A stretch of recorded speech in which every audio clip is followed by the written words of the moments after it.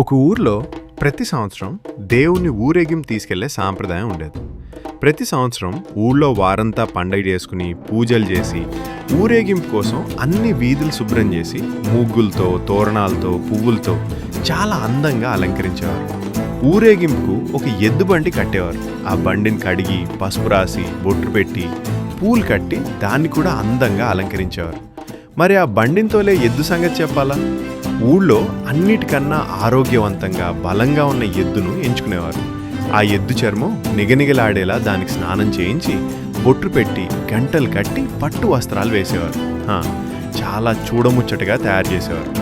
ఎవరు ప్రతి సంవత్సరంలా ఈ సంవత్సరం కూడా ఊరేగింపుకు ఊరు తయారైంది. రాముడు అనే ఒక ఎద్దుని ఎంచుకున్నారు. బాగా తయారు చేసి బండి కట్టారు. గుడి ముందర నుంచోపెట్టి దేవుడి విగ్రహాన్ని బండిలో పెట్టి హారతి ఇచ్చి ఊరేగింపు మొదలెట్టారు. ఆ రోజంతా రాముడు ఎక్కడికి వెళ్తే అక్కడ మనుషులు వంగి నమస్కారాలు పెట్టారు. వెర్రి రాముడు ఇదంతా తనకి చేస్తున్న సత్కారం అనుకుని భ్రమపడ్డాడు. రోజంతా చాలా గర్వంగా పొగరుగా కొమ్ములు పైకి పెట్టి ఛాతీ బయటికి పెట్టి నడిచాడు.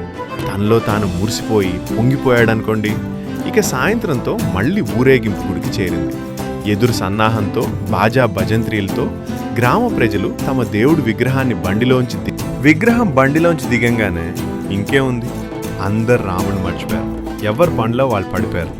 రాముడు పాయవేసిన పట్టు వస్త్రాలు తీసేసి మళ్ళీ రాముడిని ఎడ్లపాకలో తీసుకుని వెళ్ళి అక్కడ వదిలేశారు. ఎవ్వరు దండాలు పెట్టలేదు. అప్పుడు రాముడికి అర్థమైంది, మనుషులు గౌరవం ఇచ్చేది మనకు కాదు, మనం చేసే పనులకని.